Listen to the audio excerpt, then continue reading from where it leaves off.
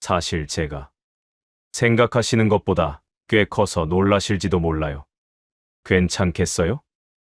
그의 낮고 묵직한 목소리에 저는 대답 대신 수줍게 고개를 끄덕였습니다. 얼마나 크시길래 그래요? 저도 이 나이 먹도록 웬만한 건 다 겪어봤거든요. 침실에 은은한 스탠드 불빛만 남겨두고 나니 제 가슴이 뛰는 소리가 마치 담양 대나무 숲을 뒤흔드는 성난 바람 소리처럼 방 안을 가득 채우는 것 같았습니다. 48. 인생의 가을에 접어들어 이제 시들 일만 남은 줄 알았던 제게 이런 떨림이 다시 찾아올 줄은 꿈에도 몰랐습니다. 아니, 사랑이나 설렘 같은 감정은 제 인생에서 아예 지워진 단어라고 믿으며 8년을 죽은 듯이 살았거든요. 저보다 7살이나 어린 그 남자, 태호 씨가 투박하지만 따뜻한 손길로 제 젖은 머리카락을 넘겨줄 때 정말이지 숨이 멎어버리는 것 같았습니다. 거울 속에 비친 늘어진 살결이 걱정되고 고된 일로 주름진 제 손마디가 창피해서 자꾸만 이불을 끌어올렸지만 8년이라는 길고 긴 겨울을 지나 맞이하는 제 생의 가장 뜨거운 밤이었습니다. 하지만 여러분, 불과 얼마 전까지만 해도 저는 이 사람과 이런 밤을 맞이할 거라곤 상상도 못했습니다. 아니, 오히려 그를 제 인생에서 영원히 지워버려야 한다고 그를 만난 게 내 인생 최대의 실수라고 자책하며 밤새 목 놓아 울었죠. 도대체 우리 사이에 어떤 모진 풍파가 몰아쳤던 걸까요? 전라도 담양에 고요하다 못해 적막했던 제 삶을 송두리째 뒤흔들어 놓았던 그 남자와의 기적 같은 사랑 이야기를 오늘 들려드리려 합니다. 본격적인 이야기를 시작하기 전에 영상 오른쪽 아래 구독과 좋아요 한 번씩만 눌러주세요. 여러분의 응원이 저에게는 큰 힘이 됩니다. 여러분, 제 이름은 지수입니다. 올해로 48, 남들은 인생은 쉼부터라며 새로운 도약을 준비하는 나이라지만 저에게 지난 8년은 그저 소리 없이 흘러가는 모래시계 속의 먼지와도 같았습니다. 전라남도 담양, 울창한 대나무 숲 끝에 자리한 이 낡은 한옥 민박집은 제게 집이라기보다는 거대한 감옥이자 서스로를 가둔 유배지였습니다. 8년 전 불의의 사고로 남편을 먼저 보내던 그날, 제 삶의 시계 바늘은 그 자리에 멈춰버렸습니다. 남편과 함께 전국을 누비며 꽃을 심고 나무를 가꾸던 그 찬란했던 봄날의 기억은 이제 댄잎 부딪히는 서늘한 소리에 묻혀 빛바랜 흑백 사진처럼 가슴 한구석에 박혀 있을 뿐이죠. 아침마다 눈을 뜨면 제일 먼저 저를 맞이하는 건 방 안가득 고인 정막입니다.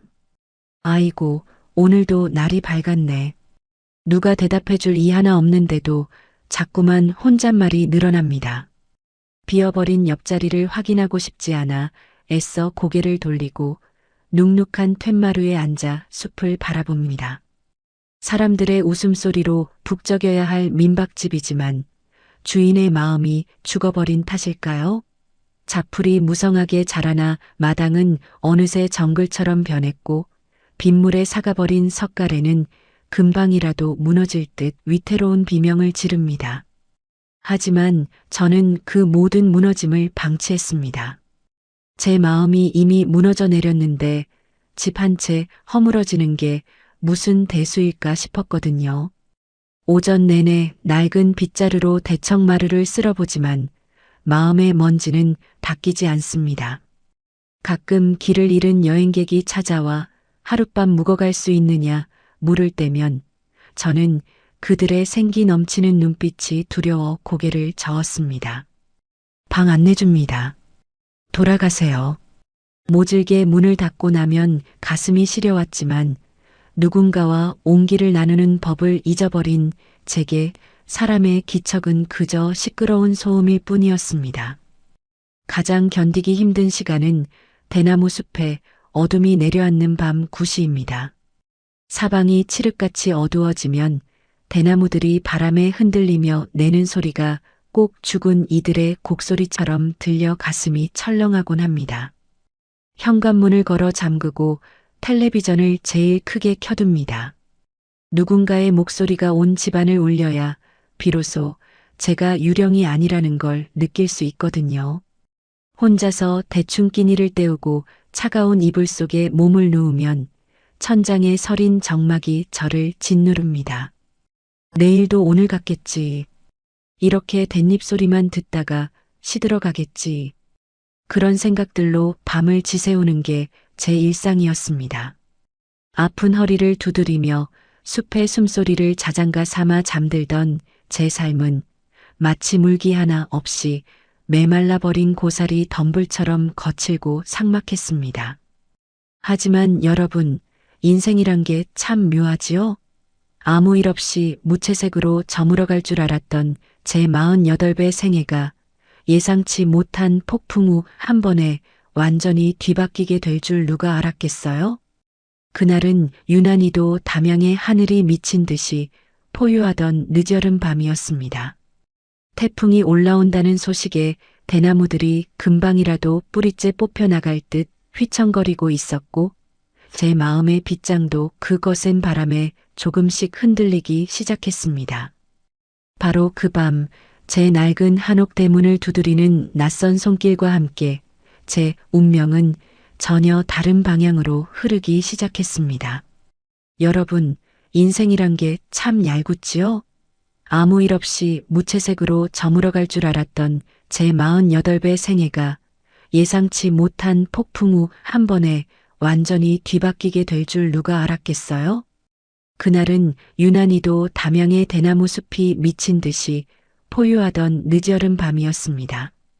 기상청에서는 비행기가 전면 결항될 정도의 강력한 태풍이 오고 있다고 연신 경고했고 저녁 무렵 마당의 대나무들은 금방이라도 뿌리째 뽑혀 나갈 듯 휘청거리며 비명을 지르고 있었습니다. 저는 일찌감치 대문을 걸어 잠그고 안채로 들어가려 했습니다.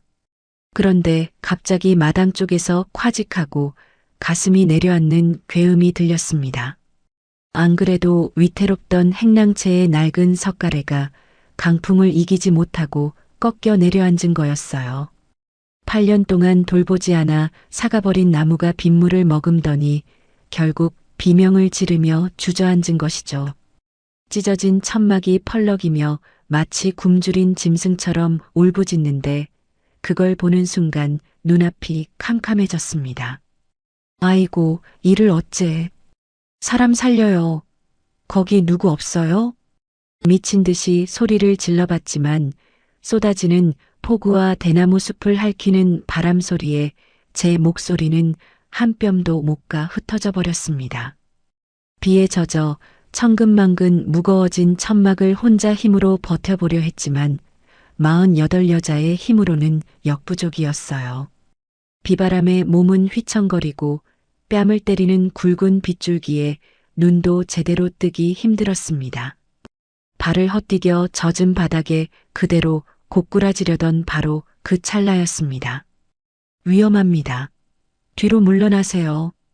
낮고 묵직한 난생 처음 듣는 남자의 목소리가 제 귓가를 울렸습니다. 정신을 차려보니 누군가 제 허리를 단단하게 받쳐 세워주고 있었어요. 빗물에 젖어 앞이 잘 보이지 않았지만 제 등을 감싸준 그 손길만큼은 너무나 뜨겁고 강렬했습니다. 고개를 들어보니 빗물에 흠뻑 젖은 한 남자가 서 있더군요. 그는 제가 고맙다는 말을 할 틈도 없이 어깨에 메고 있던 낡은 가방을 바닥에 던져두고는 곧장 무너진 석가래 쪽으로 뛰어갔습니다. 그 남자의 움직임은 놀라울 정도로 빠르고 정확했습니다. 거센 강풍에 지붕 기와가 금방이라도 쏟아져 내릴 듯 흔들리는데도 그는 마치 거대한 바위처럼 단단하게 중심을 잡고는 주저앉은 목재를 어깨로 받쳐 올렸습니다. 빗물에 젖어 몸에 착 달라붙은 그의 티셔츠 위로 탄탄한 어깨 근육이 드러나는데 그 긴박한 상황 속에서도 이상하게 가슴이 울렁거리는 걸 느꼈습니다. 거기 밑에 있는 밧줄 좀 던져주세요. 빨리요. 그의 외침에 저는 정신없이 바닥에 굴러다니던 로프를 집어 던졌습니다. 남자는 입에 나사를 문 채 능숙한 솜씨로 무너진 석가래와 기둥을 임시로 결속하기 시작했어요. 천둥 소리가 담양 하늘을 찢는 듯 했지만 사다리도 없이 기둥에 매달린 그 남자의 뒷모습은 너무나 듬직해서 마치 이 태풍을 다 막아줄 방파제처럼 보였습니다. 한참을 사투를 벌였을까요? 드디어 흉하게 비틀거리던 석가래가 단단하게 고정되었습니다. 남자가 기둥에서 천천히 내려왔을 땐 이미 우리 두 사람 다 물에 빠진 생쥐꼴이었죠. 남자는 가쁜 숨을 몰아쉬며 젖은 머리카락을 거칠게 뒤로 쓸어 넘겼습니다. 그때 처음으로 그의 얼굴이 처마 밑 조명빛 아래 제대로 보였어요. 48인 저보다는 한참 어린 30 중반쯤 되어 보였지만 눈매가 아주 깊고 눈빛이 선한 사람이었습니다. 이제 됐습니다. 내일 아침까지는 끄떡없을 거예요. 어디 다치신 데는 없으세요? 그가 다가와 묻는데 저는 저도 모르게 뒤로 한 걸음 물러섰습니다. 8년을 혼자 살면서 남자와 이렇게 가까이 마주본 게 얼마만인지 그의 몸에서 뿜어져 나오는 뜨거운 열기와 빗물 냄새가 코끝을 스치는데 제 심장 소리가 저 요란한 태풍 소리보다 더 크게 들리는 것 같았습니다. 아, 고맙습니다. 정말 큰일 날 뻔했는데 누구신지 이 밤에 여기까지 어떻게... 제 질문에 그는 쑥스러운 듯 젖은 손으로 뒷머리를 극적이며 대답하더군요. 태호라고 합니다. 강태호요. 조경일을 하는데 이 근처 현장 답사 왔다가 길을 완전히 잃어서요. 비 피할 곳을 찾는데 마침 대문이 열려 있길래 들어왔습니다. 실례가 많았습니다. 태호. 그 남자의 이름이 제 입가에 맴돌았습니다. 알고 보니 그는 저보다 7살이나 어린 41살의 청년이었습니다. 연고 하나 없는 전라도 담양의 대숲 끝으로 태풍과 함께 흘러들어온 낯선 이방인이었죠. 빗물에 젖어 떨고 있는 저를 보더니 태호 씨는 자기 겉옷을 벗어 제 어깨에 덮어주었습니다. 날이 찹니다. 얼른 들어가서 따뜻한 물로 씻으세요. 저는 비가 좀 잦아들면 가보겠습니다.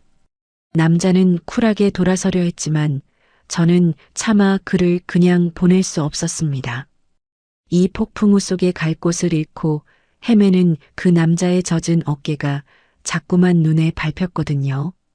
8년 동안 걸어 잠갔던 제 마음의 빗장이 그가 고쳐준 석가래처럼 아주 조금씩 들썩이고 있었습니다.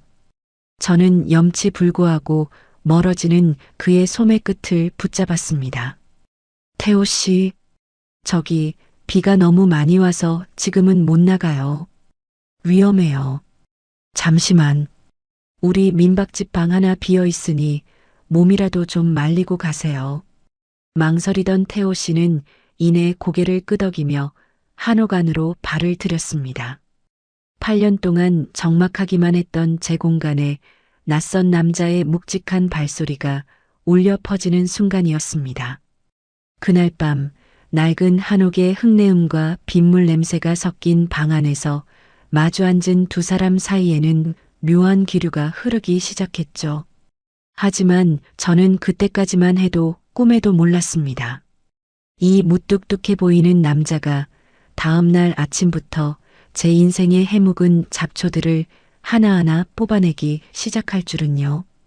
여러분, 사실 48이라는 나이가 되면 누군가 내 일상에 참견하는 게 참 번거롭고 성가신 일이 되기도 하잖아요. 내 마음 하나 추스르기도 버거운 세월인데 남의 시선까지 신경 쓰며 살고 싶지 않으니까요. 그래서 태호 씨가 다음 날 아침 짐을 챙겨 떠나는 대신 마당으로 나섰을 때 저는 처음엔 덜컥 겁부터 났습니다. 이 사람이 왜 안 가고 여기 있으려 할까? 혹시 나한테 무슨 꿍꿍이라도 있나 싶어 경계하는 마음이 앞섰죠. 하지만 태호 씨는 그런 제 의심이 무색할 만큼 참 말이 없는 사람이었습니다. 그저 날이 밝자마자 젖은 옷을 대충 말려 입고는 약속이라도 한 듯 공구 가방을 메고 마당 구석구석을 살피기 시작하더군요. 지수 씨, 여기 마당 잡초가 너무 무성해요. 비에 젖어서 뿌리가 들떴을 때 뽑아야 수월합니다. 그의 무심한 목소리에 툇마루로 나가보니 정말이지 부끄러워서 쥐구멍이라도 찾고 싶었습니다. 8년 동안 남편을 잃은 슬픔에만 갇혀 살다 보니 정작 내가 머무는 공간이 얼마나 병들어가고 있는지 몰랐던 거예요. 무릎까지 자라난 잡풀들이 한옥의 기품을 다 갉아먹고 있었고 여기저기 깨진 기와 틈으로는 어제 내린 빗물이 눈물처럼 새어들고 있었습니다.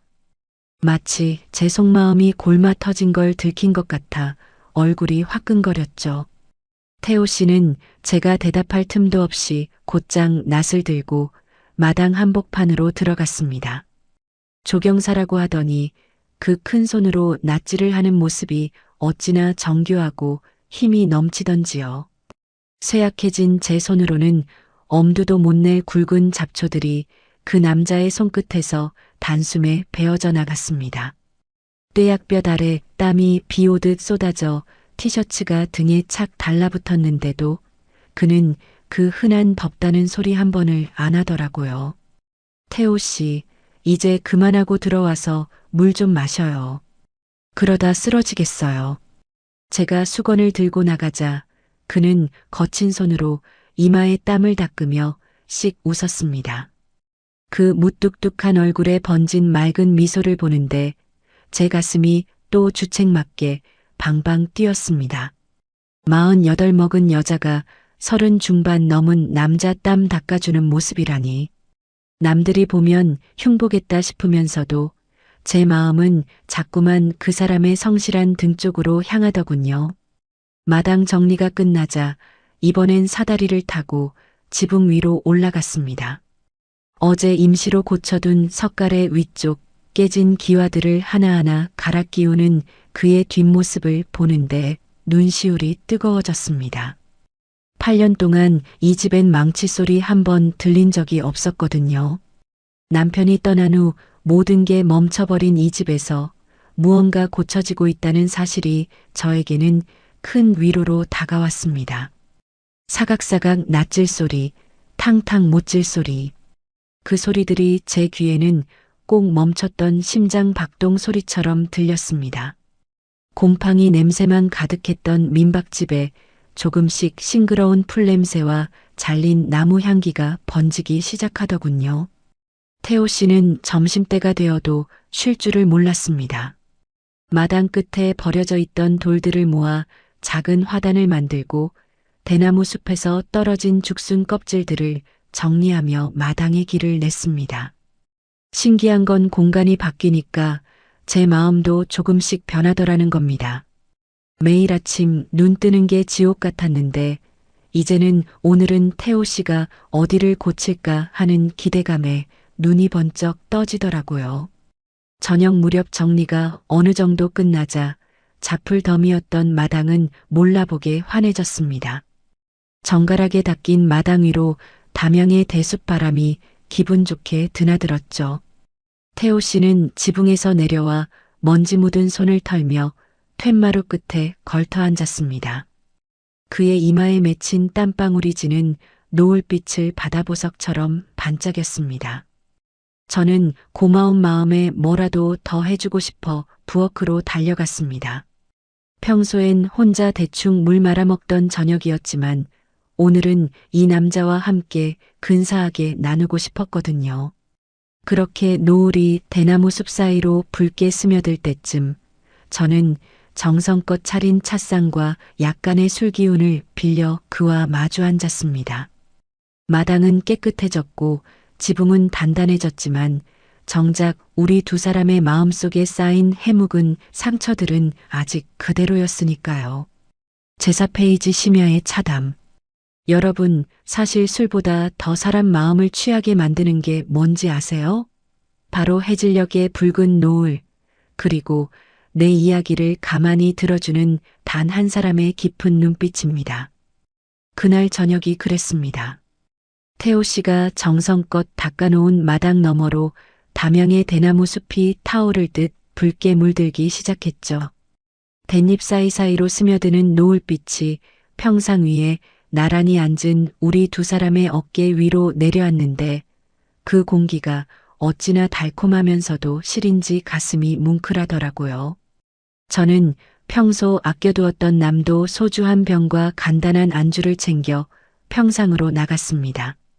8년 동안 이 평상은 그저 먼지만 쌓여가는 죽은 나무 판자였는데 누군가의 무게로 인해 이렇게 든든하게 느껴지는 게 참 생경하면서도 따뜻했습니다.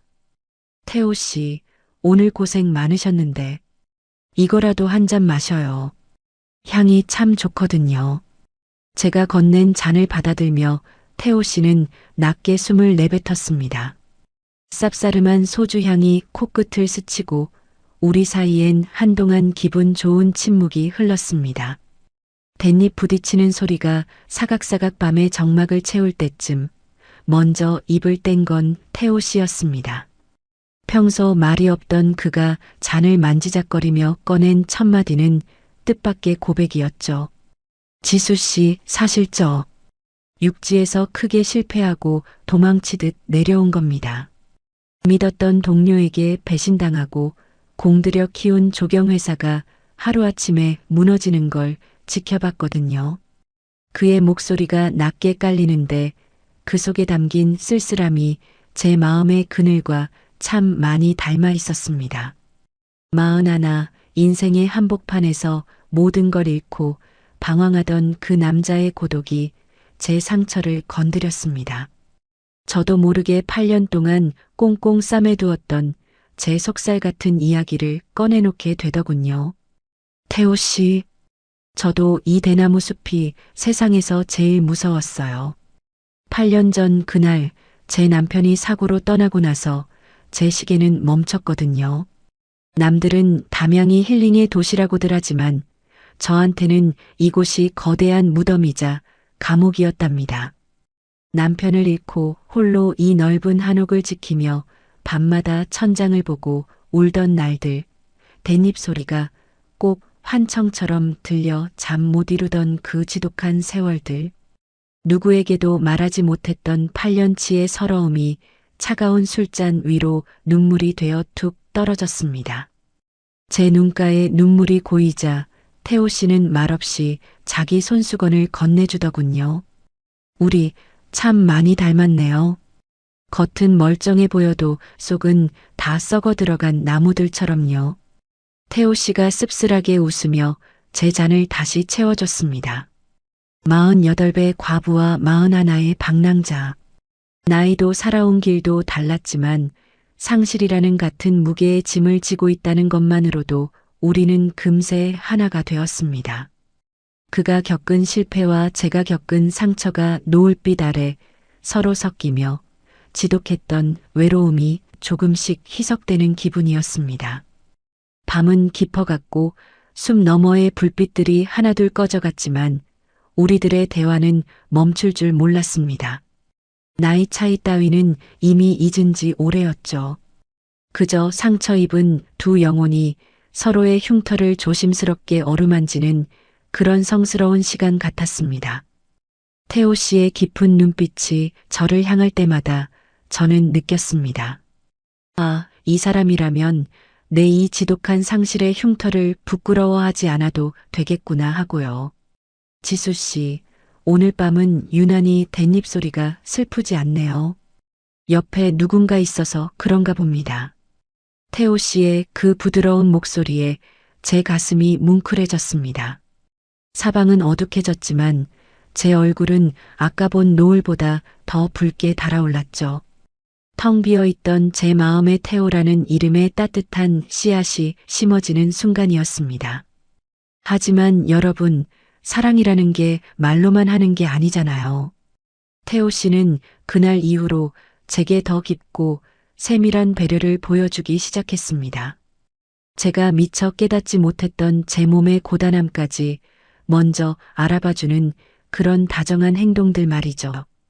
여러분, 사실 나이 먹고 하는 사랑은 화려한 보석이나 값비싼 이벤트보다 내 몸 어디가 아픈지 남모르게 살펴주는 그 마음 하나에 속수무책으로 무너지는 법입니다. 48쯤 되면 몸 여기저기 고장이 나기 마련인데 특히나 8년 동안 홀로 이 넓은 한옥 민박집을 돌보느라 제 손마디는 늘 파스 냄새가 가실 날이 없었거든요. 거친 빗자루질에 찬물에 하는 걸레질까지. 어느새 제 손은 여자의 손이라기보다 투박한 나무 등걸처럼 변해버렸습니다. 그날도 여느 때처럼 마당 한 구석에서 젖은 빨래를 짜고 있었습니다. 손목이 찌릿해서 저도 모르게 인상을 찌푸리며 팔목을 주무르고 있었죠. 그런데 어느새 다가온 태호 씨가 제 곁에 떡하니 서서 가만히 제 손을 쳐다보더라고요. 댄잎 사이로 떨어지는 햇살 아래 갈라지고 터져서 마디가 굵어진 제 못난 손을요. 8년 넘게 이 집을 지키며 훈장처럼 박힌 굳은 살.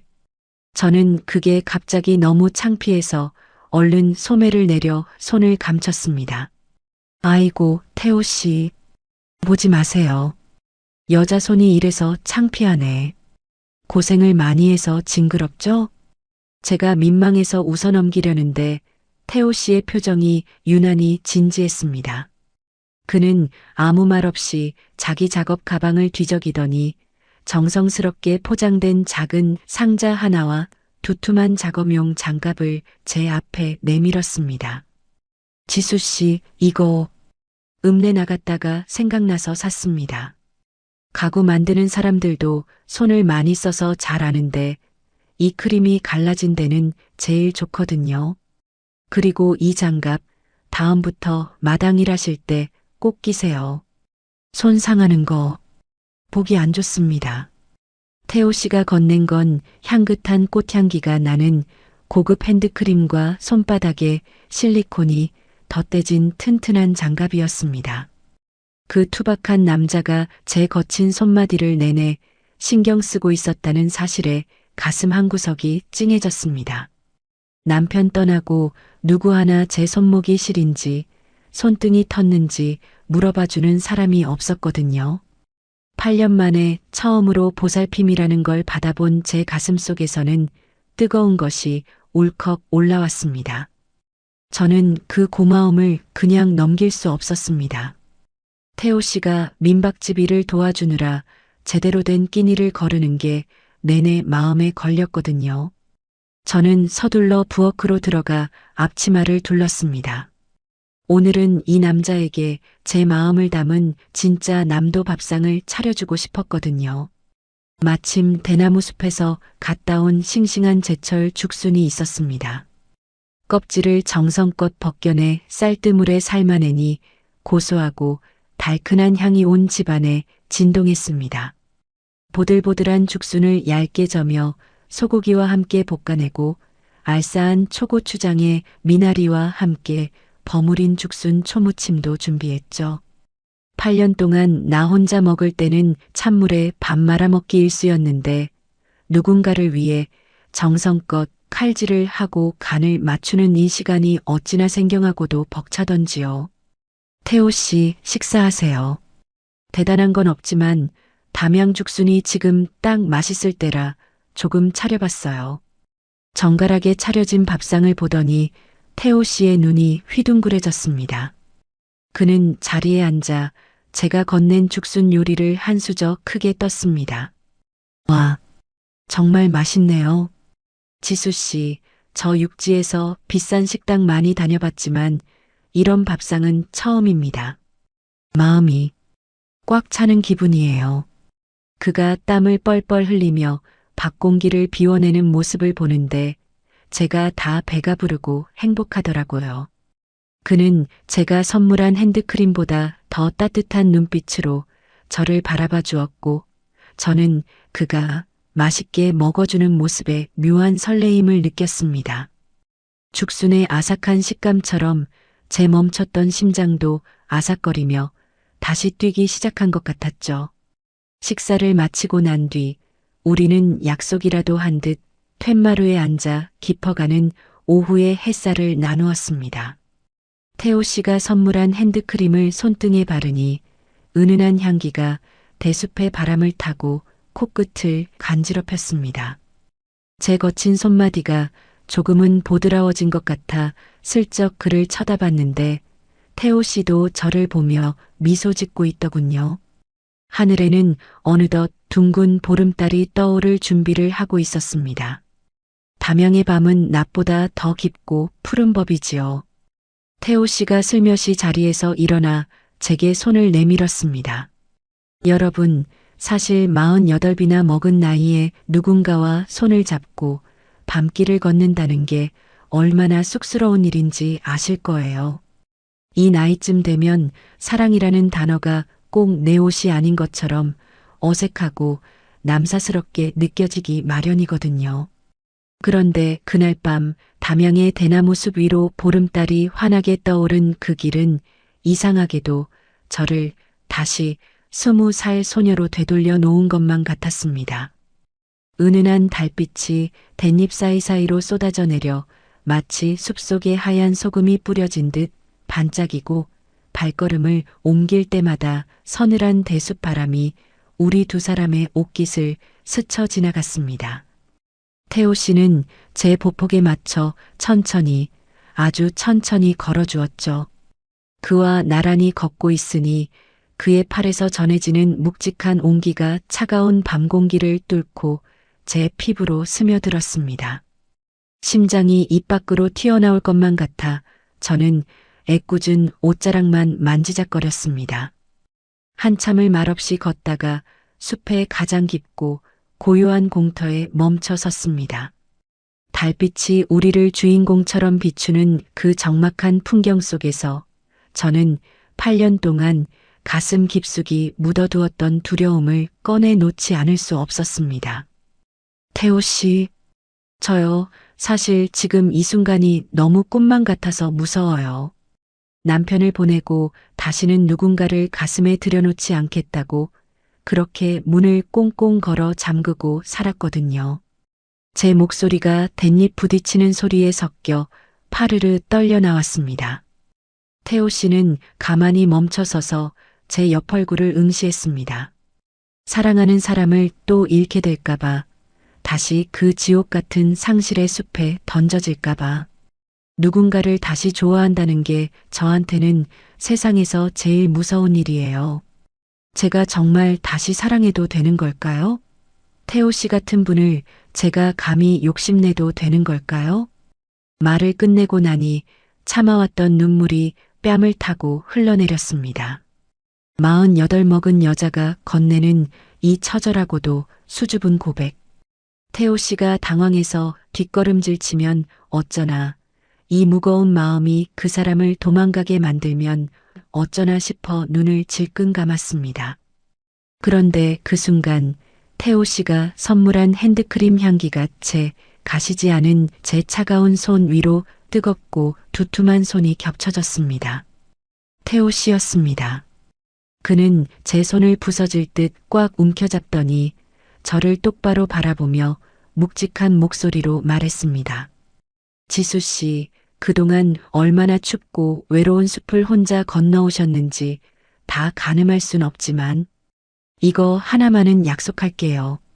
이제 지수 씨 혼자 비 맞게 두지 않습니다. 그는 제 손을 자기 가슴 쪽으로 끌어당겼습니다. 손바닥을 통해 전해지는 그의 심장 박동이 제 것만큼이나 빠르고 뜨겁게 요동치고 있었어요. 저는 화려한 미래를 약속할 만큼 대단한 사람은 아닙니다. 하지만 지수 씨의 남은 생에 그 어떤 태풍이 불어와도 흔들리지 않는 든든한 대나무 울타리는 되어드릴 수 있습니다. 지수 씨가 다시 사랑하는 걸 두려워하지 않게 제가 그 문 앞에서 매일 밤 지키고 서 있을게요. 저랑 같이 이 숲길을 걸어가 주시겠어요? 태호 씨의 그 울타리라는 말 한마디에 제 가슴 속의 둑이 완전히 무너져 내렸습니다. 평생을 방황하던 남자가 제 곁에 뿌리를 내리겠다는 그 맹세가 세상 어떤 보석보다도 가치 있게 느껴졌거든요. 우리는 달빛이 비치는 그 숲 한가운데서 누가 먼저랄 것도 없이 서로를 꽉 끌어안았습니다. 태호 씨의 품은 제가 상상했던 것보다 훨씬 더 넓고 따뜻했습니다. 그의 가슴에 귀를 대니 세상을 다 가진 것 같은 안도감이 밀려왔어요. 태호 씨, 고마워요. 내 멈춘 시계를 다시 돌려줘서. 8년의 긴 겨울이 지나고 드디어 제 인생에도 꽃이 피는구나 싶어 눈물이 복물 터지듯 쏟아졌습니다. 태호 씨는 그런 저를 큰 손으로 토닥이며 이제 울지 마요. 지수 씨, 내가 왔잖아요라고 속삭여 주었습니다. 그날 밤 우리는 이제 민박집 주인과 손님이 아닌 서로의 이름을 다정하게 부르는 연인이 되어 숲을 내려왔습니다. 내려오는 길은 올라올 때보다 훨씬 밝아 보였습니다. 달빛도 바람도 마치 우리를 축복해 주는 것 같았죠. 하지만 여러분, 좁은 시골 마을에서 48과부가 7살이나 어린 남자와 연애한다는 게 생각보다 쉬운 일은 아니었습니다. 우리는 마을 사람들의 시선을 피해 우리만의 은밀한 낙원을 찾아야만 했죠. 여러분, 사실 좁은 동네 살다 보면 발 없는 말이 천리 간다는 걸 뼈저리게 느끼게 되잖아요. 특히나 저처럼 혼자 된 지 오래된 여자가 어디서 나타났는지도 모를 젊고 듬직한 남자랑 매일 붙어 있으니 동네 사람들 입방아에 오르내리는 건 시간 문제였죠. 읍내 장터에만 가도 민박집 사장님 요즘 얼굴이 화사해졌네? 하며 던지는 그 뼈 있는 농담들이 어찌나 가시처럼 따갑던지요. 그래서 우리는 우리들만의 은밀한 낙원을 찾기로 했습니다. 마을 외곽에 자리한 사람의 발길이 뜸하고 호젓한 숲공원이었어요. 지수 씨, 오늘은 아무도 우리 방해 못하는 곳으로 가요. 내가 아주 근사한 명당을 받았거든요. 태호 씨가 앞장선 그날의 데이트는 평소보다 유난히 싱그러웠습니다. 공원 깊숙한 숲길로 들어갈수록 사람 사는 마을의 소음은 멀어지고 기괴하게 뒤틀린 나무 뿌리와 초록빛 이끼들이 우리를 반겨주었죠. 계곡물이 흐르는 소리와 이름 모를 산새 소리. 그 고요한 공원 정자에 앉아 있으니 마치 세상에 태호 씨와 저 단둘만 남겨진 것 같은 기분이 들더라고요. 저는 새벽같이 일어나 정성껏 도시락을 준비했습니다. 제철 나물로 무친 김밥과 태호 씨가 좋아하는 달걀말이, 그리고 시원한 매실차까지. 사실 화려한 레스토랑도 아니고 낡은 정자 마루에 돗자리 하나 깔았을 뿐인데 그 어떤 만찬보다도 설레고 행복했습니다. 태호 씨, 저 정말 오랜만이에요. 누군가랑 이렇게 밖에서 밥 먹는 거, 마음 놓고 크게 웃어보는 거요. 제가 김밥 하나를 입에 넣어주며 말하자 태호 씨는 제 입가에 묻은 밥풀을 손가락으로 다정하게 떼어주었습니다. 그 짧은 접촉만으로도 온몸에 전율이 흐르는데 참 이 나이 먹고도 이런 감정이 살아있다는 게 스스로도 믿기지 않았습니다. 8년 동안 저는 제 인생이 죽은 나무처럼 바짝 말라 비틀어져 버린 줄로만 알았습니다. 다시는 새순이 돋지도 꽃이 피지도 않을 거라고 단정 짓고 살았죠. 그런데 지금 제 심장은 미친 듯이 요동치고 있었습니다. 멈춰버린 줄 알았던 제 삶의 시계 바늘이 태호라는 남자를 만나면서 드르륵 소리를 내며 다시 돌아가기 시작한 거예요. 공원 아래로 흐르는 계곡물의 생명력이 제 혈관을 타고 흐르는 것만 같았습니다. 지수 씨, 무슨 생각해요? 눈빛이 꼭 먼 데가 있는 사람 같아요. 태호 씨가 몸을 돌려 저를 지그시 바라봤습니다. 저는 쑥스러운 듯 웃으며 그의 튼튼한 어깨에 머리를 기대었습니다. 그냥 내 심장 소리가 너무 커서 태호 씨한테 들릴까봐 걱정돼서요. 나이 먹고 주책이죠? 이 공원의 나무들도 다 비웃을 것 같아. 제 농담에 태호 씨가 커다란 팔로 저를 더 꽉 끌어안았습니다.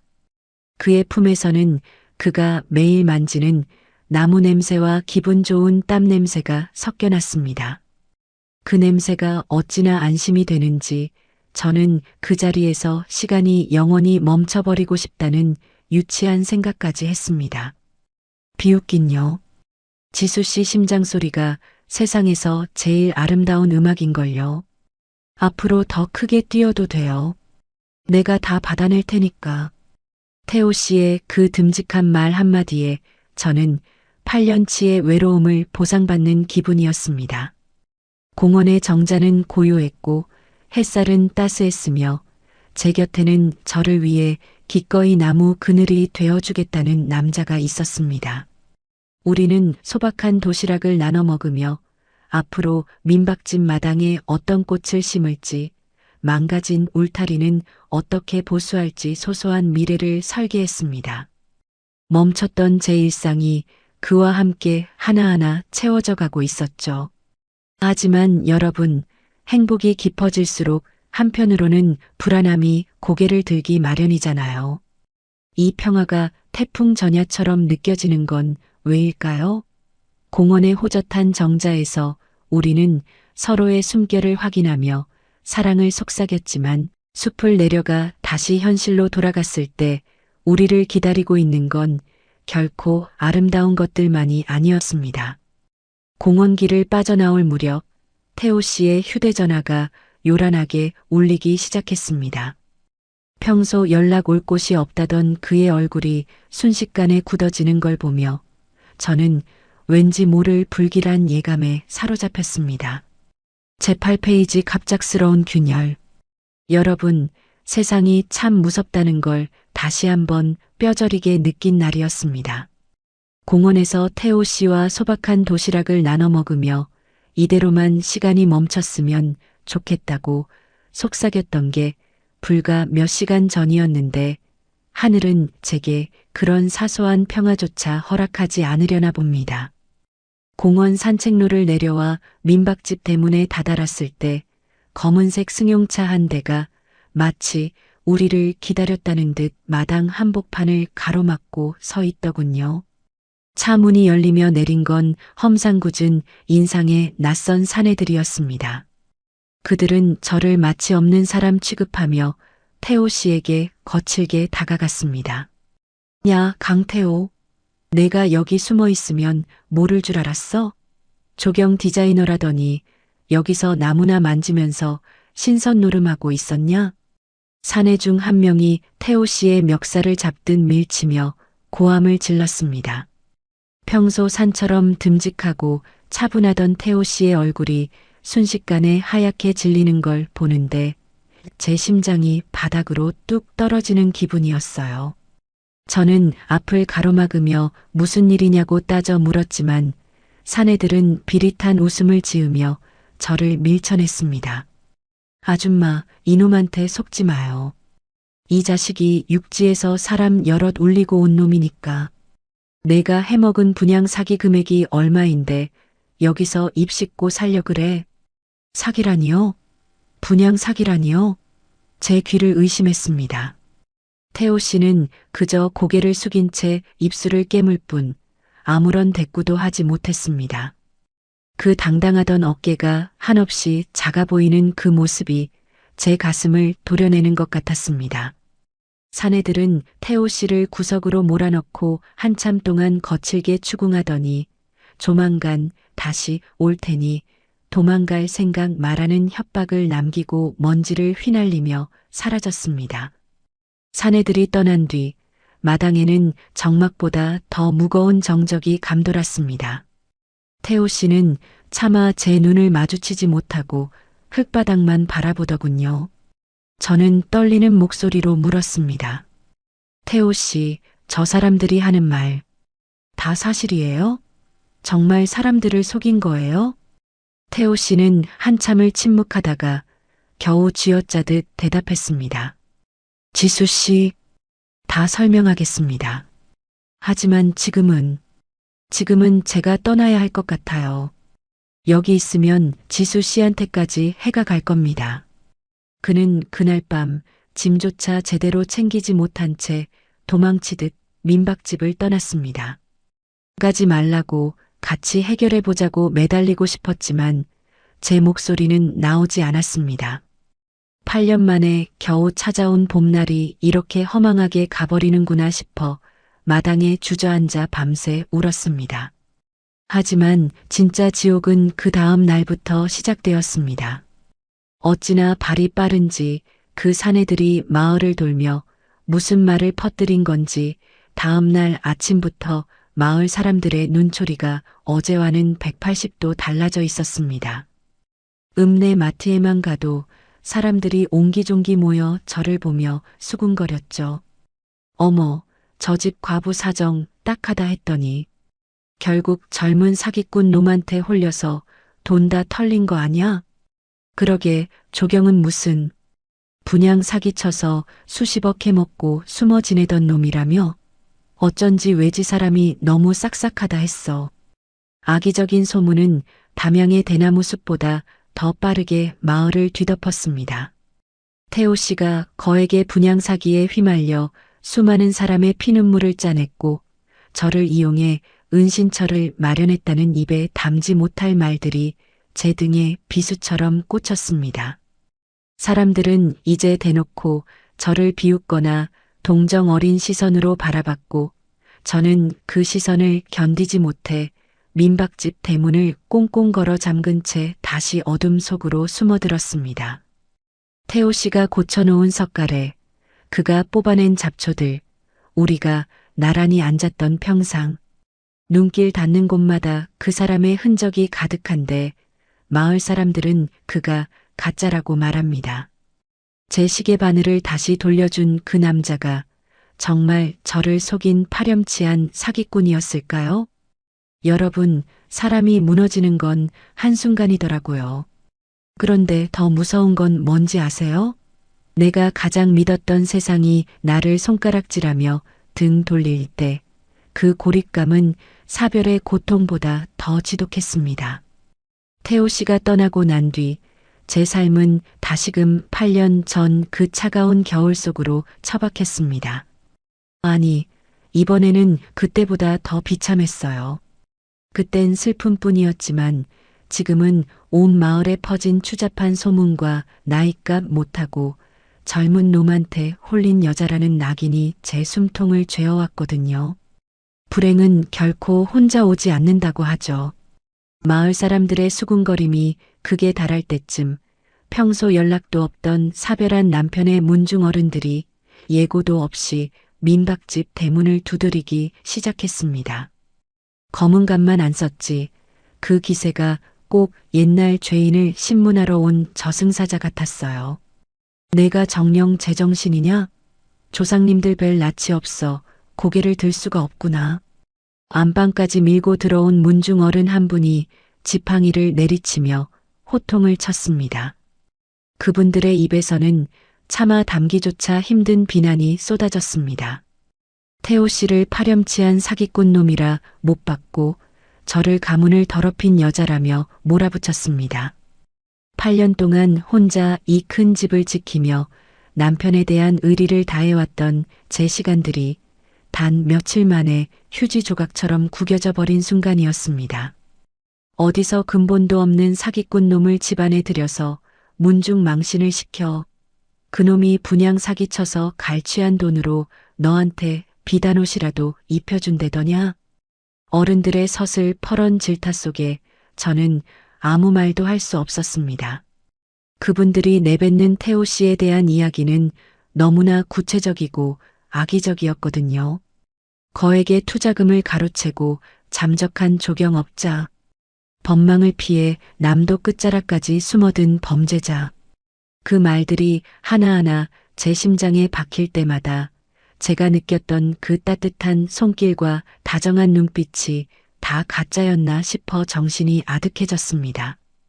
어른들이 태풍처럼 휩쓸고 지나간 자리, 저는 다시 혼자가 되었습니다. 다시는 열리지 않을 것처럼 굳게 대문을 걸어 잠갔습니다. 마당 여기저기 태호 씨가 손봐놓은 정갈한 흔적들이 이제는 저를 비웃는 조롱처럼 느껴졌습니다. 거봐, 내가 뭐라고 그런 남자가 널 진심으로 사랑했겠어? 마음속에서 또 다른 제가 끊임없이 저를 자책하고 비하했습니다. 버려졌다는 절망감, 그리고 나를 속였을지도 모른다는 의심, 그 두 가지 감정이 늪처럼 저를 집어삼켰습니다. 저는 다시 안방 구석으로 기어들어가 이불을 뒤집어 썼습니다. 태호 씨가 고쳐놓은 석가래를 올려다볼 때마다 구역질이 날 것 같았고 그와 함께 걸었던 공원의 흙냄새가 떠오르면 가슴이 찢어지는 것 같았죠. 밥은커녕 물 한 모금 넘기지 못한 채 저는 그렇게 다시 은둔의 삶으로 돌아갔습니다.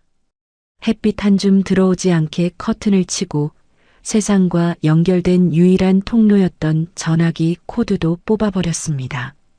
대문 밖에서 저를 부르는 마을 사람들의 목소리도 문중 어른들의 따가운 시선도 다 차단한 채 저를 서서히 죽여가고 있었죠. 8년 전보다 더 깊은 어둠이었습니다. 그때는 남편을 잃었지만 지금은 저 자신에 대한 믿음마저 잃어버렸으니까요. 그렇게 며칠이 지났을까요?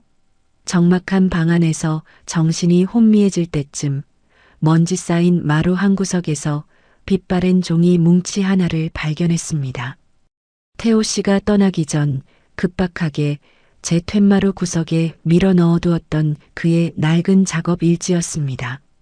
여러분, 사람의 믿음이라는 게 참 보잘것없다가도 때로는 죽음보다 강해질 때가 있나 봅니다. 태호 씨의 낡은 작업 일지를 한 장 한 장 넘기던 제 손은 이내 멈출 줄 모르고 떨리기 시작했습니다. 그 안에는 마을 사람들이 떠들어대던 추잡한 사기 행각 대신 날짜별로 꼼꼼하게 기록된 숲의 지도와 나무들의 상태, 그리고 대기업의 로고가 선명하게 박힌 설계 도면들이 빼곡히 들어차 있었거든요. 그건 사기꾼의 장부가 아니었습니다. 태호 씨는 대규모 리조트를 짓겠다며 멀쩡한 살림을 뿌리째 뽑아버리려는 거대 자본에 맞서 이 땅의 오래된 숲을 지키려 했던 조경 디자이너였습니다. 대기업의 무분별한 훼손을 고발하고 그들이 불법으로 용도를 변경하려 했던 증거들을 모아온 공익 제보자였던 거예요. 그들이 태호 씨를 사기꾼으로 몰아세운 건 그 입을 막고 사회적으로 매장시키기 위해 짜놓은 비겁한 덫이었습니다. 바보 같은 사람, 왜 말을 안 했어? 왜 혼자 이 무거운 걸 짊어지고? 일지 마지막 장에는 제 마르지 않은 눈물 자국 같은 얼룩과 함께 제 이름이 적혀 있었습니다. 지수 씨의 평온한 민박집 마당만큼은 저들의 탐욕이 닿지 않게 하고 싶다. 내가 사기꾼이라는 누명을 쓰고 떠나는 게 지수 씨가 공범으로 몰려 다치는 것보다 낫다.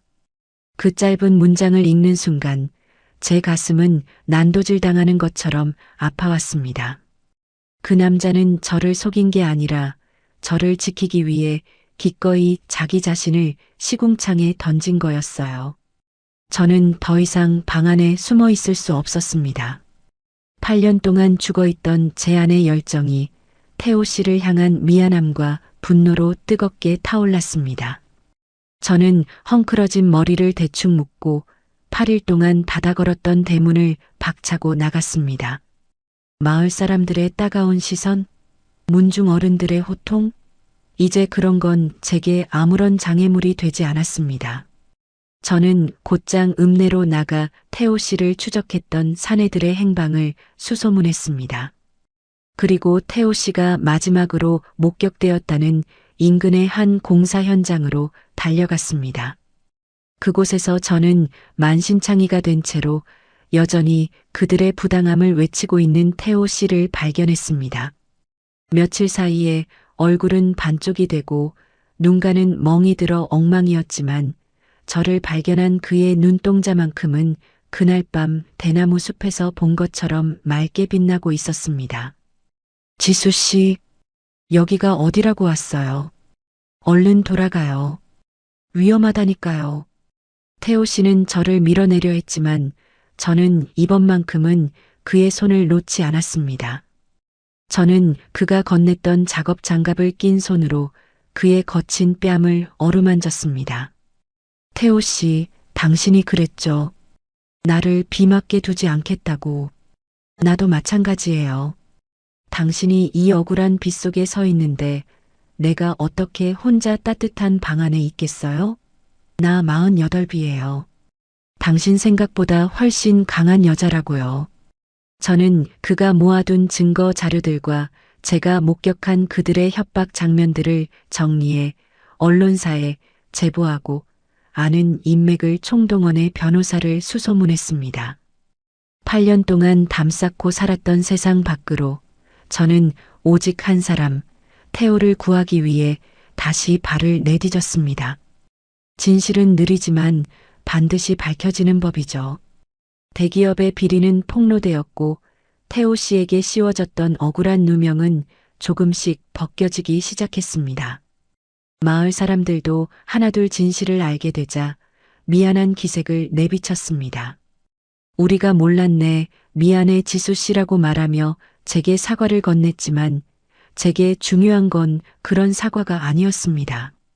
제 곁으로 무사히 돌아온 태호 씨의 숨결, 그리고 다시는 서로를 의심하지 않겠다는 단단한 믿음뿐이었죠. 우리는 다시 민박집으로 돌아왔습니다. 그가 고쳐준 석가래 아래서 우리는 처음으로 세상의 눈치를 보지 않고 깊은 안도의 한숨을 내쉬었습니다. 하지만 이 모든 폭풍우가 지나간 뒤 우리에게는 마지막 관문이 남아 있었습니다. 바로 제 인생의 가장 뜨거웠던 그 밤, 태호 씨가 제게 건넸던 그 수줍은 질문에 답을 해야 할 시간이었죠. 여러분, 비라는 게 참 묘해요. 어떤 날은 내 눈물 같아서 처량하기 짝이 없는데 또 어떤 날은 세상의 모든 먼지를 씻겨 내려주는 축복처럼 느껴지기도 하니까요.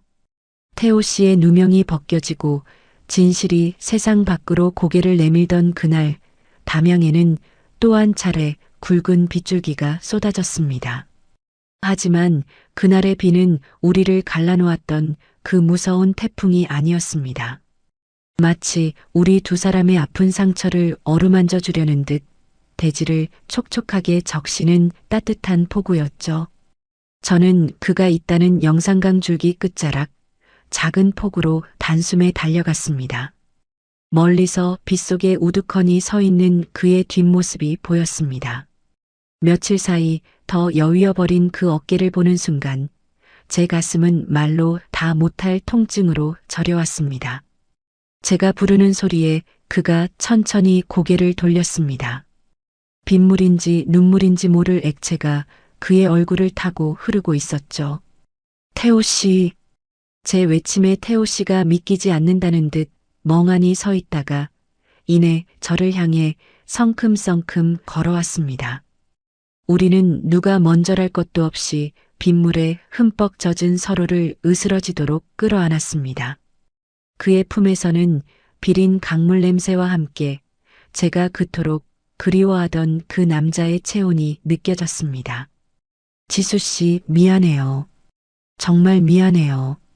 내가 더 당당하게 지켜줬어야 했는데 겁이 나서 당신까지 다칠까봐 바보처럼 도망쳐서 정말 미안해요. 태호 씨는 제 어깨에 고개를 묻고 아이처럼 엉엉 울음을 터뜨렸습니다. 그 듬직하던 남자가 내뱉는 울음소리가 빗소리에 섞여 영산강 물줄기로 흘러들어갔습니다. 저는 그의 젖은 등을 토닥이며 함께 울었습니다. 8년 전 남편을 보낼 때 흘렸던 눈물이 슬픔의 끝이었다면 지금 흘리는 눈물은 다시 살아나겠다는 다짐의 시작이었죠. 아니에요, 태호 씨. 나를 믿어준 것만으로도 충분해요. 당신이 나를 지키려 했던 그 마음, 그 일지 속에서 다 읽었어요. 이제 어디 가지 마요. 내 곁에 있어요. 빗물은 우리를 완전히 적셨지만 이상하게도 하나도 춥지 않았습니다. 오히려 서로의 심장 소리가 맞닿은 그곳은 세상에서 가장 뜨거운 용광로 같았죠. 강물 위로 떨어지는 빗방울들이 수천 수만 개의 파동을 만들어내듯 우리의 결속도 그 시련을 겪으며 더욱 단단하게 퍼져나갔습니다. 마을 사람들의 비난도, 문중 어른들의 호통도, 거대 자본의 위협도 이제 우리를 갈라놓을 수 없다는 걸 본능적으로 알았습니다. 뿌리가 깊은 대나무는 웬만한 바람에는 꺾이지 않고 오히려 더 깊게 땅을 움켜쥐듯이 우리의 사랑도 이 거친 풍파를 겪으며 비로소 흔들리지 않는 뿌리를 내리게 된 것이죠. 지수 씨, 이제는 숨지 않을게요. 세상이 뭐라고 해도 내가 당신의 울타리가 되겠다는 그 약속, 평생 지킬 겁니다. 아니, 죽어서도 지킬게요. 태호 씨는 제 젖은 손을 잡아 자기 뺨에 갖다 댔습니다. 그 뜨거운 숨결이 제 손바닥을 타고 온몸으로 퍼져나갔습니다. 비 내리는 영산강 포구에서 우리는 서로의 영혼에 깊은 인장을 새겼습니다. 그건 단순한 연인들의 약속이 아니라 남은 생을 서로에게 온전히 내어주겠다는 거룩한 서약과도 같았습니다.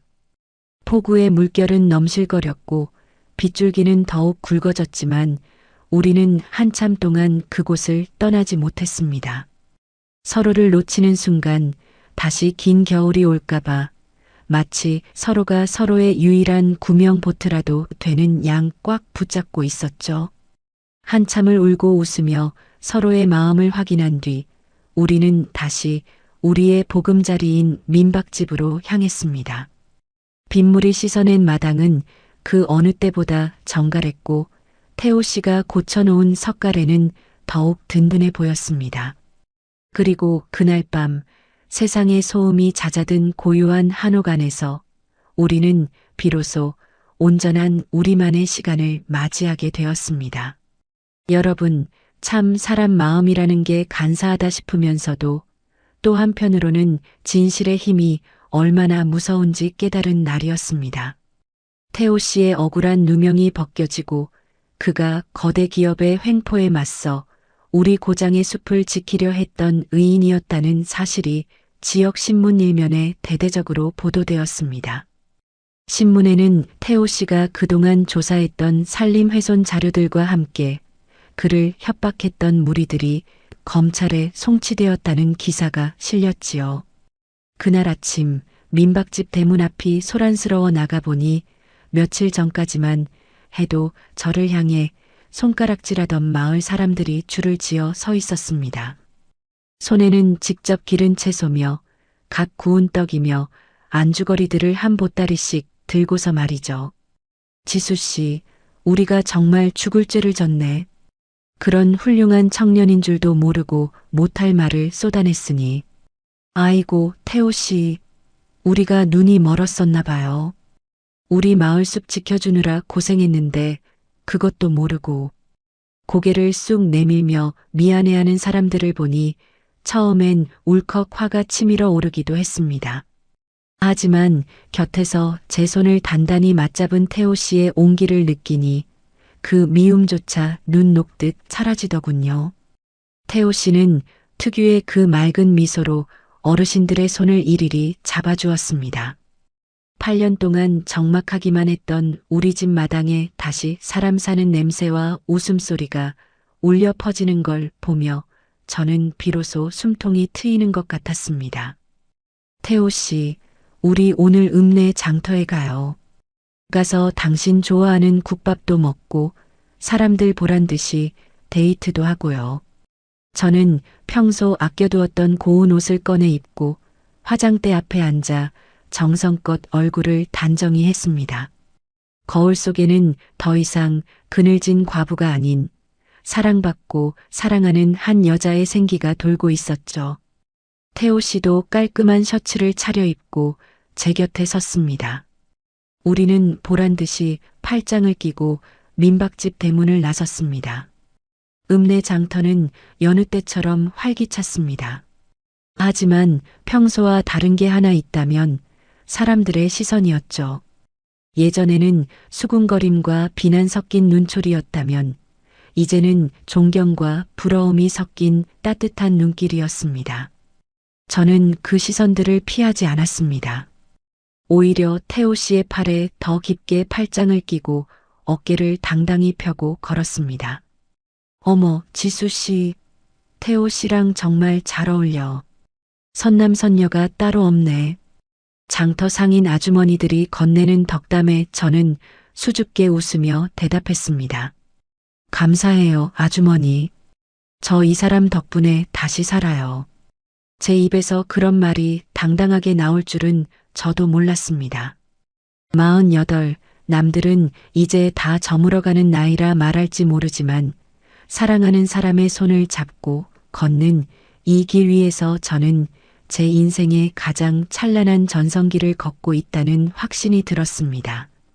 국밥집에 앉아 김이 모락모락 나는 국밥을 서로 떠먹여주고 장터 구석구석을 누비며 꽃모종도 사고 태호 씨가 어울릴 만한 모자도 하나 골라 씌워주었습니다.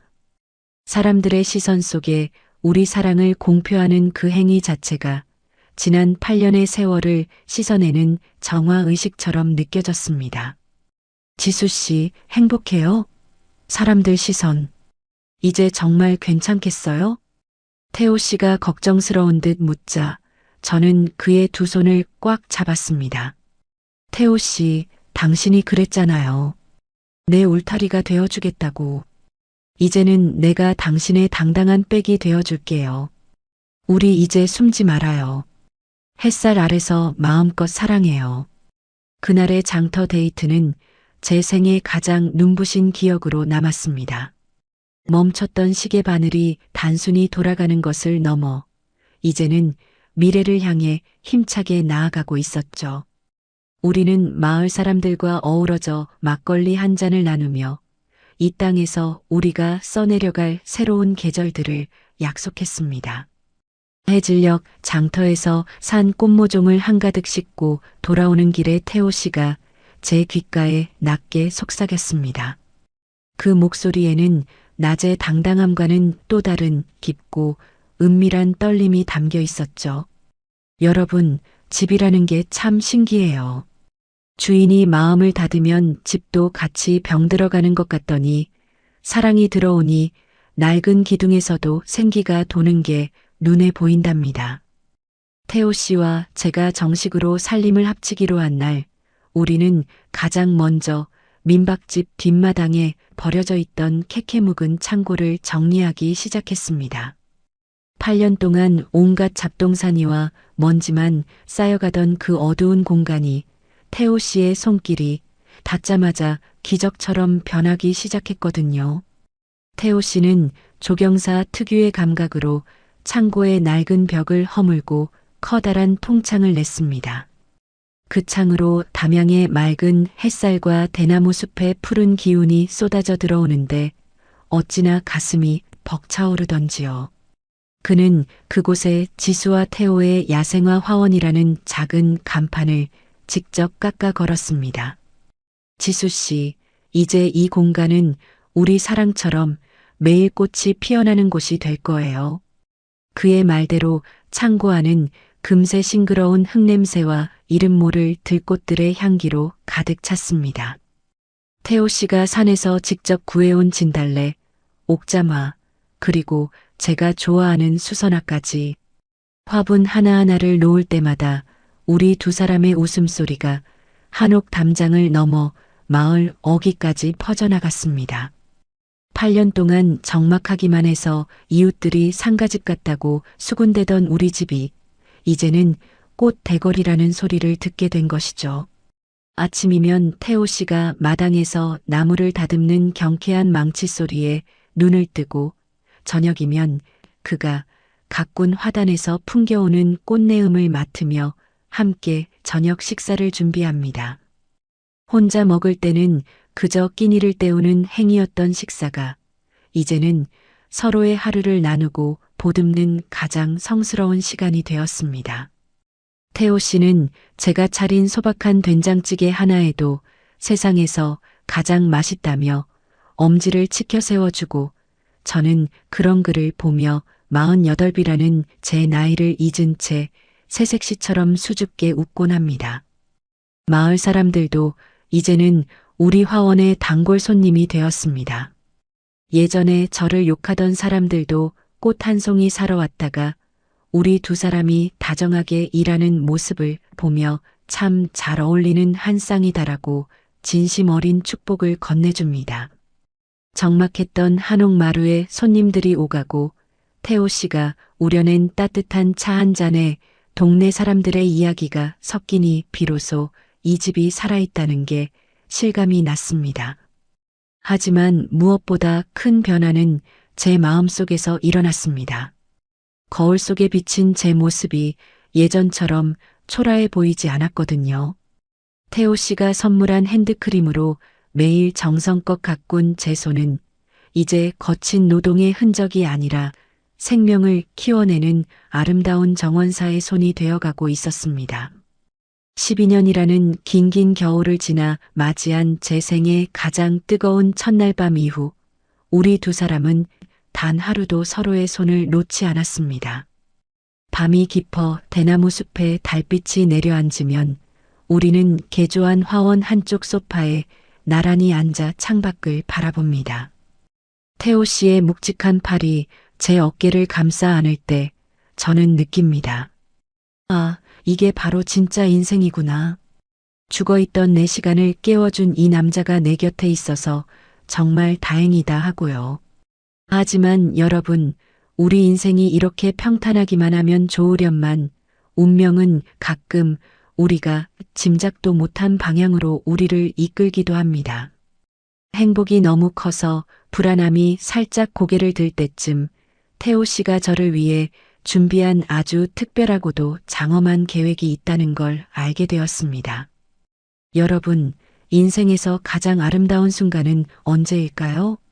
아마도 나를 갉아먹던 과거의 상처가 더 이상 아프지 않게 느껴지고 내 곁에 있는 사람의 숨결이 내 미래의 전부가 되는 바로 그 찰나가 아닐까요? 우리 화원의 야생화 향기가 완연하던 어느 깊은 밤, 태호 씨가 제게 선물한 그 순간이 바로 제게는 생애 최고의 정점이었습니다. 그날은 유난히도 달빛이 정갈했습니다. 화원 정리를 마치고 툇마루에 앉아 밤 공기를 마시고 있는데 태호 씨가 제 손을 가만히 잡더니 화원 뒤편 우리가 처음 마음을 확인했던 그 대나무 숲길로 저를 이끌었습니다. 평소보다 조금 긴장한 듯한 그의 손바닥에서 기분 좋은 땀이 느껴졌죠. 지수 씨, 여기 잠시만 서봐요. 당신에게 꼭 보여주고 싶은 게 있어요. 그는 품 안에서 작은 비단 주머니 하나를 꺼냈습니다. 그리고는 조심스럽게 그 내용물을 꺼내 제 앞에 내밀었죠. 달빛을 받아 은은하게 빛나는 것은 다름 아닌 은반지였습니다. 그런데 그 반지는 보석이 박힌 화려한 반지가 아니었어요. 반지의 표면에는 우리가 매일 보고 듣는 대나무의 마디, 그 단단하고 고든 죽절 모양이 정교하게 새겨져 있었습니다. 이게 뭐예요, 태호 씨? 어머나, 너무 예뻐요. 제가 감탄하며 바라보자 태호 씨는 제 거친 손마디를 다시 한번 조심스럽게 잡고는 무릎을 굽혀 제 눈을 똑바로 응시했습니다. 지수 씨, 대나무가 왜 태풍에도 꺾이지 않는지 아세요? 바로 이 마디 때문입니다. 속은 비어 있어도 마디가 단단하게 버텨주니까 더 높이, 더 강하게 자랄 수 있는 거거든요. 우리의 지난 상실과 아픔들도 우리 인생의 마디라고 생각해요. 그 아픈 마디들이 있었기에 우리가 이렇게 단단하게 만날 수 있었던 거니까요. 태호 씨의 목소리가 밤의 정막을 뚫고 제 심장에 하나씩 박히기 시작했습니다. 그는 은반지를 제 약지에 천천히 끼워 주었습니다. 이 죽절 반지처럼 저도 지수 씨 인생의 단단한 마디가 되어주고 싶습니다. 어떤 시련이 와도 꺾이지 않는 안식처가 될게요. 지수 씨, 이제는 혼자 견디지 마요. 내 남은 생은 온전히 당신의 숲이 되겠습니다. 저와 정식으로 부부가 되어 주시겠어요? 그의 프러포즈는 화려한 수식어 대신 우리가 함께 겪어온 세월의 무게와 닮아 있었습니다.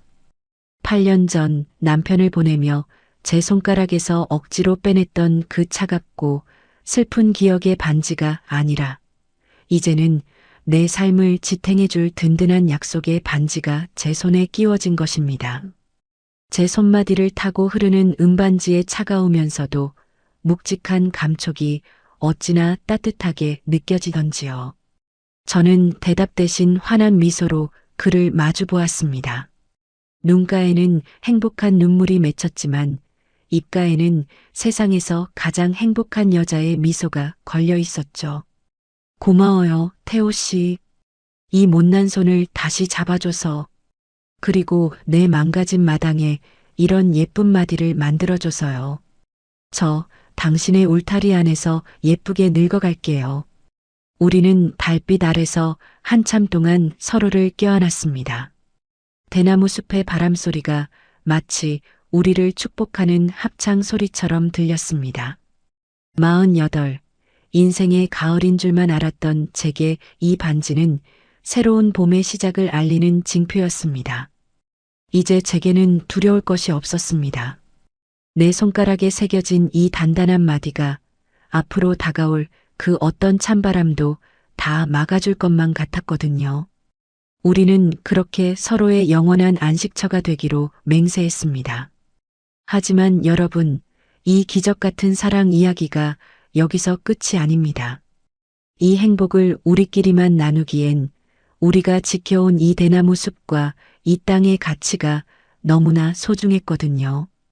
태호 씨는 제 손을 잡으며 우리가 함께 그려갈 더 큰 꿈에 대해 이야기하기 시작했습니다. 여러분, 이제 제 긴 이야기의 마지막 장에 다다랐네요. 48, 남들은 이제 다 저물어가는 가을이라며 서둘러 낙엽을 쓸어낼 준비를 할 때 저는 생애의 가장 뜨겁고 찬란한 봄을 맞이했습니다. 태호 씨가 제 손가락에 끼워준 그 죽절 반지는 단순한 장신구가 아니었습니다. 그것은 8년 동안 멈춰있던 제 심장을 다시 뛰게 만든 마법의 열쇠였고 서로의 부서진 영혼을 이어붙인 구원의 약속이었지요. 결혼식을 대신해 우리는 정갈하게 닦인 우리 집 마당에서 작은 잔치를 열었습니다. 태호 씨가 손수 가꾼 야생화들이 병풍처럼 우리를 감싸 안았고 담양의 대나무 숲은 세상에서 가장 웅장한 축가를 불러주었죠. 마을 사람들의 진심 어린 축하 속에 우리는 비로소 온전한 하나가 되었습니다. 그리고 그날 밤 온 세상의 소음이 잦아들고 오직 대나무 잎사귀 부딪히는 소리만이 창가를 적시는 깊은 밤이 찾아왔습니다. 침실에는 은은한 스탠드 불빛만 남겨두었습니다. 제 가슴이 뛰는 소리가 마치 서귀포 앞바다의 거센 파도 소리처럼 방 안을 가득 채우는 것 같았죠. 12년이라는 긴긴 겨울을 지나 맞이하는 제 생의 가장 뜨거운 첫날 밤이었습니다. 거울 속에 비친 늘어진 살결이 걱정되고 고된 세월에 마디마디 굵어진 제 손이 창피해서 자꾸만 이불을 끌어올렸지만 태호 씨는 그런 제 마음을 다 안다는 듯 다정하게 다가왔습니다. 지수 씨, 그거 알아요? 이 주름 하나하나가 당신이 얼마나 강하게 살아남았는지 보여주는 훈장 같다는 거. 저는 이 손이 세상에서 제일 예쁩니다. 태호 씨는 제 깊어진 눈가 주름을 투박하지만 따뜻한 손가락으로 가만히 어루만졌습니다. 그의 눈동자 속에는 48배 초라한 여자가 아닌 세상에서 가장 소중하고 빛나는 연인이 담겨 있었죠. 우리는 서로의 체온에 기대어 지난날의 상처를 하나씩 씻어냈습니다. 그의 낮은 목소리가 귓가를 간지럽힐 때 저는 비로소 깨달았습니다. 사랑은 젊은 아이들의 전유물이 아니라 상처 입은 영혼들이 서로의 등불이 되어줄 때 비로소 완성되는 고귀한 의식이라는 것을요. 태호 씨, 고마워요. 죽어있던 내 인생에 다시 불을 밝혀줘서 제 고백에 태호 씨는 대답 대신 저를 더 깊게 끌어안았습니다. 밖에는 밤새 대나무 숲을 어루만지는 바람소리가 들려왔지만 우리 두 사람이 만든 이 작은 우주 안은 그 어느 때보다 고요하고 뜨거웠습니다. 우리는 그렇게 서로의 구원이 되었고 서로의 마지막 정거장이 되었습니다. 여러분, 혹시 지금 인생의 추운 겨울을 지나고 계신가요? 내 나이에 무슨 사랑이야. 내 인생은 이제 끝났어라며 스스로 대문을 걸어 잠그고 계시지는 않나요? 저 지수도 그랬습니다. 하지만 기억하세요. 가장 어두운 밤이 지나야 새벽이 오고 가장 단단한 마디를 가진 대나무가 태풍을 견뎌내는 법입니다. 사랑은 예고 없이 찾아오고 진실은 반드시 당신을 구원할 것입니다. 제 기적 같은 사랑 이야기가 여러분의 마음에도 작은 온기가 되었기를 바랍니다. 늦었다고 생각할 때가 가장 찬란한 시작일 수 있다는 걸 제가 몸소 보여드리고 싶었습니다. 오늘 제 이야기가 가슴에 닿으셨다면 영상 아래 구독과 좋아요 한 번씩 꼭 눌러주세요. 여러분의 응원은 제가 또 다른 진솔한 삶의 이야기를 들려드리는데 정말 큰 힘이 된답니다. 그리고 여러분도 혹시 가슴속에 묻어둔 떨리는 사랑이나 재기 이야기가 있다면 댓글로 남겨주세요. 제가 하나하나 소중히 읽으며 함께 공감하겠습니다. 알림 설정까지 해주시면 제 다음 이야기도 놓치지 않고 가장 먼저 만나보실 수 있어요. 긴 시간 제 이야기를 들어주셔서 진심으로 감사합니다. 여러분의 인생에도 담양의 대바람처럼 시원하고 제 손에 끼워진 죽절 반지처럼 단단한 행복이 깃들기를 기도하겠습니다. 지금까지 지수였습니다. 행복하세요.